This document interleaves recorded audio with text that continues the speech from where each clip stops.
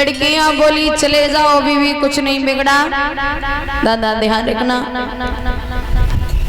उत्तम वहां से चला, कुछ दूरी पर चला, वही खड़ा हो गया।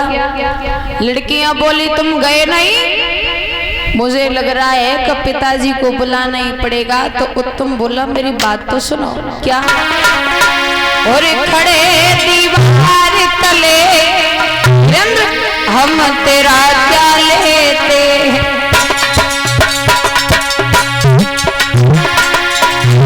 खड़े दीवार तले हम तेरा क्या लेते हैं, खड़े दीवार तले हम तेरा क्या लेते, खड़े दीवार तले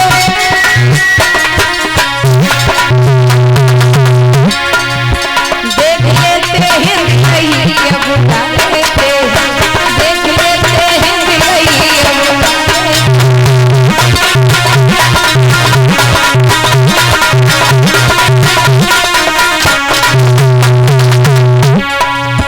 देख लेते हैं दिलैया बुला लेते, देख लेते हैं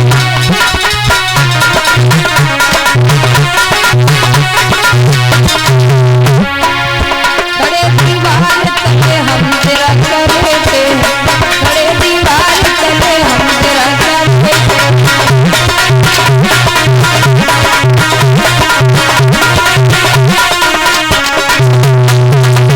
और सुनो,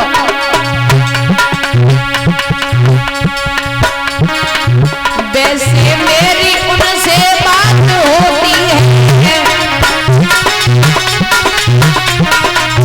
बात में बात हो तो बात नहीं होती है, बात में बात हो तो बात होती है।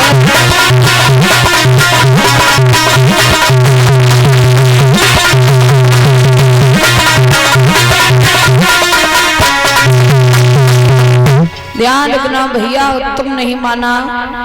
अंत में कुबेर के पुत्रों ने उत्तम का वध कर दिया। और जब उत्तम मारा गया, ये बात ध्रुव को पता चली तो दादा कुबेर का और ध्रुव का मूल युद्ध हुआ। युद्ध 27 दिन तक चला। अंत में भगवान प्रकट हुए, बोले क्या कर रहे हो? ध्रुव बोला प्रभु इसने मेरे भाई को मार डाला। जवाब दिया तुम्हारा भाई मरने योग्य हरकतें कर रहा था तो मरना तो था ही। और कहते ना दादा कर्म प्रधान विश्व रच रखा, और जो जस कृत तैसा फल चखा। कर्मों का हिसाब तो करना ही है। आप युद्ध बंद कीजिए। भगवान ने ध्रुव को इच्छा मृत्यु का वरदान दिया और कहा हे ध्रुव जब तक आपका मन करे तब तक आप इस अयोध्या पर राज्य कीजिए। एक वरदान और दिया कि हे ध्रुव आपको इच्छा मृत्यु का वरदान तो दे ही रहे हैं, एक वरदान और दे रहे हैं, अंत में तुम ध्रुव तारा नाम से जाने जाओगे। इस प्रकार भगवान ने ध्रुव का उद्धार किया। बोल भक्त और भगवान की, परीक्षित महाराज की।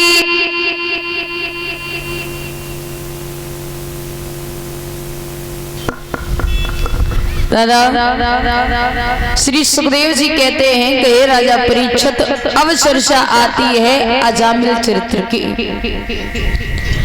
एक अजामिल नाम का बड़ा दुष्ट प्रवृत्ति का व्यक्ति था, जिसका एक ही काम था क्या? चोरी करना, संतों को परेशान करना। कोई भला आदमी रास्ता से निकले तो सब सामान छीन लेता है। एक दिन देवर्षि नारद अजामिल के पास पहुंच गए। अजामिल के घर जब पहुंचे तो देखा पत्नी बैठी है अजामिल की, जो कि गर्भवती है।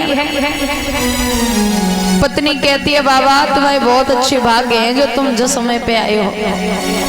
यदि मेरे पति घर में होते ना तो तो तुम्हारे जो झोली जम्बड़ा ज्यादा देर तक रान ना देते। अब एक काम करो, तुम जिस गली से आए हो उस गली से वापस चले जाओ। नारद बोले आए हैं तो कुछ खाए पी के जाएंगे, ऐसे ना जाएंगे। ए भैया उन्होंने आसन लगा लिया, पिंथी मार के बैठ गए। बोले कुछ हो तो लाओ, खाने को भूख लगी है।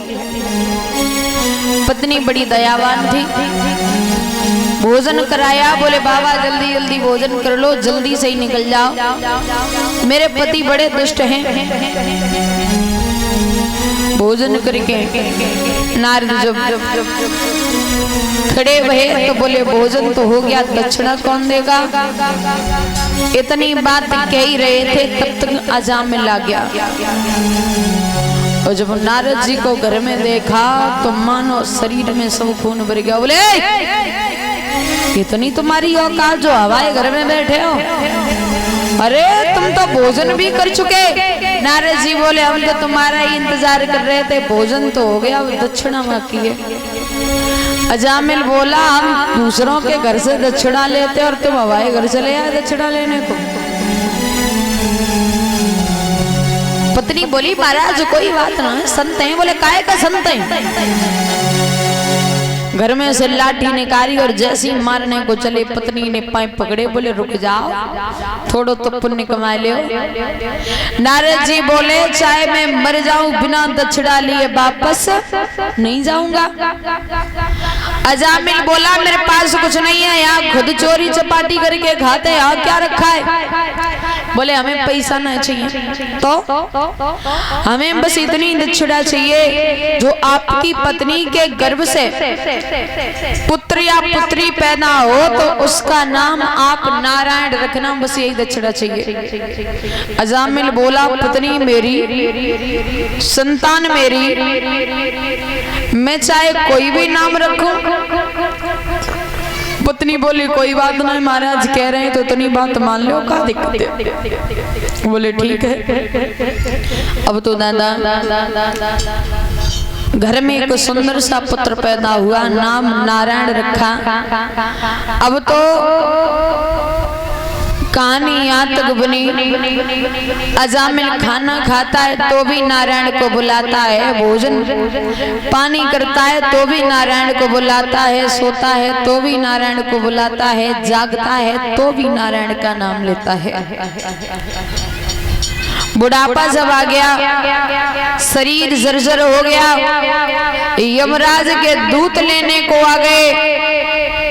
अब अजामिल नारायण नारायण पुकार रहा है, कहता है जल्दी आ जाओ नारायण, ये यमराज के दूत हमें लिए जा रहे हैं। तो ध्यान रखना भैया, जो पुत्र नारायण था उसने तो नहीं सुनी, उस नारायण ने सुन ली, वो अपने दूत भेजती है। बोले जाओ मेरा भक्त बुला रहा है, मेरे भक्त को ले आओ। अब यमराज के दूत भगवान नारायण के दूत आपस में लड़ रहे हैं। कोई कहता है कि ये मेरा सेवक है, भगवान नारायण के जो शिष्य हैं वो कह रहा है ये मेरा सेवक है।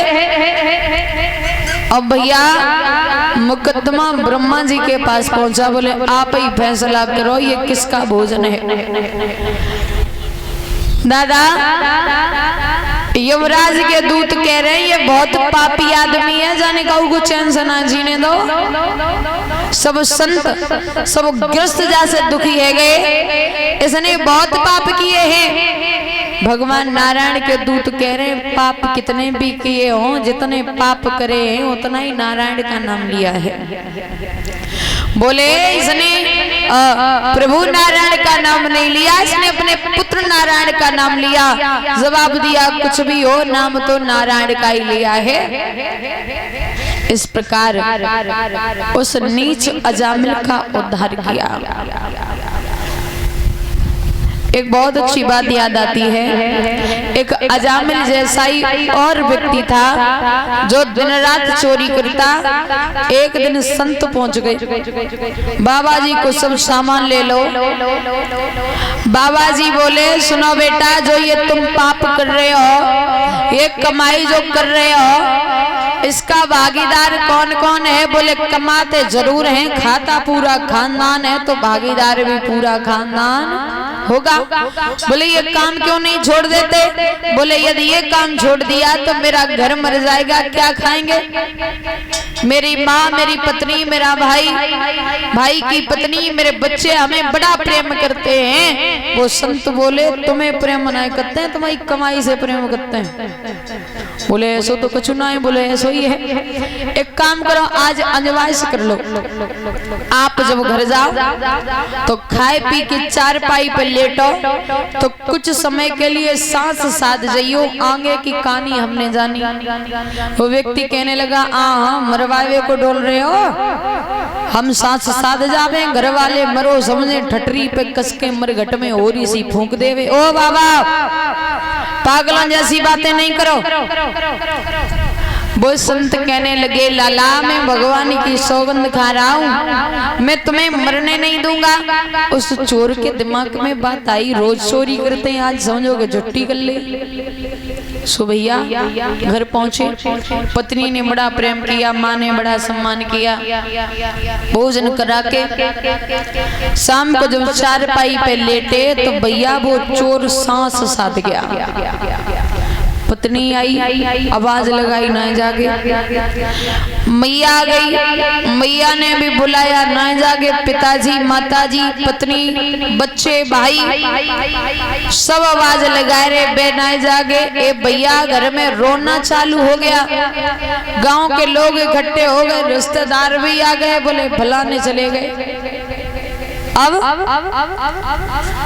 अब वो चोर सोच रहा है कि अगर कहूँ बाबा ना आए तो आज हम बचने वाले ना हैं। पत्नी कह रही है अरे भगवान तुमने सिखा कर दो, इनके बदले आप हमें ले जाते। मैया कह रही है हम मरने को बैठे, मेरा पुत्र मर गया। तब तक वे बाबा आए गए, बोले कोई है, हम मरे आदमी को जिंदा कर सकते हैं। चोर ने आवाज सुनी, तसल्ली आ गई, बोले बाबा बात के तो पक्के निकले, आए तो गए। गांव के लोग इकट्ठे हो गए, बोले बाबा हमारे गांव में एक व्यक्ति खत्म हो गया था तो चोर, लेकिन घर की स्थिति बड़ी खराब है, छोटे छोटे बच्चा है, माँ बूढ़ी है, पत्नी जवान है, आप चल के उसको जिंदा कर दो, उसका घर बर्बाद हो गया। बाबा जी बोले ले चलो। सब चोर के घर पहुंचे, बहुत भीड़ लगी, बाबा जी ने भीड़ हटाई। बोले इसे कौन कौन प्यार करता है जो व्यक्ति मर गया? पत्नी सर पटक रही थी, बोले हम भी प्यार करते, हमारे तो पति थे। माँ बोली बाबा हम मर जाते, मेरा पुत्र बच जाता। भैया बोला आज तो हमारो पूरा भूल चलोगो। दादा जितने लोग रो रहे थे ना, बाबा जी ने सबको शांत किया, बोले रो नहीं, हम जिंदा कर देंगे। मैया हाथ जोड़ के ठाड़ी, बोले बाबा तुम सनी के कौन है? आप तो हमारे लिए भगवान रूप हैं, मेरे पुत्र को जिंदा कर दो।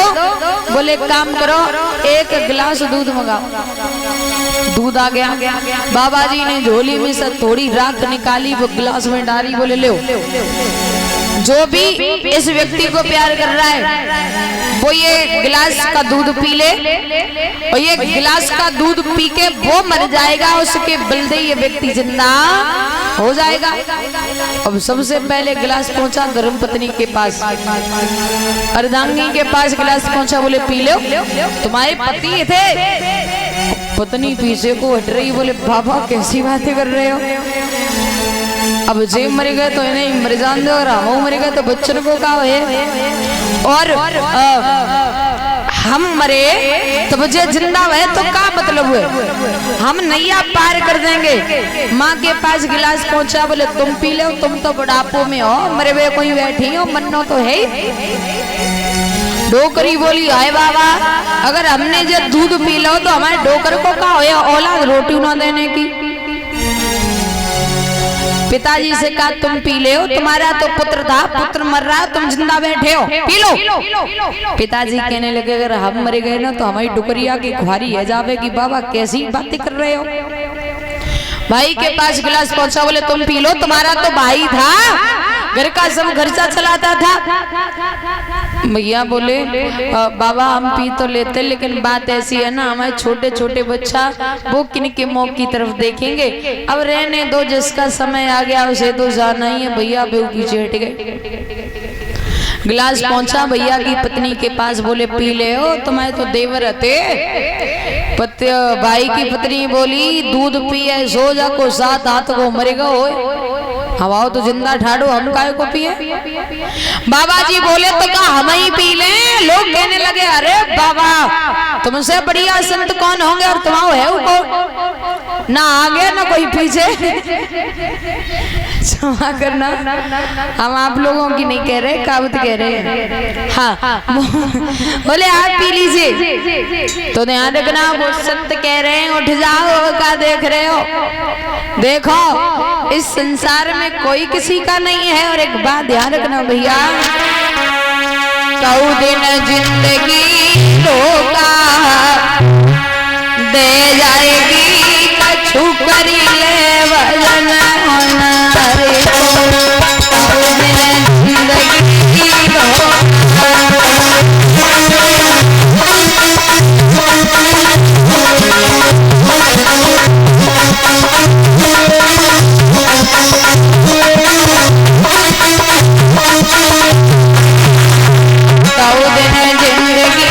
धोखा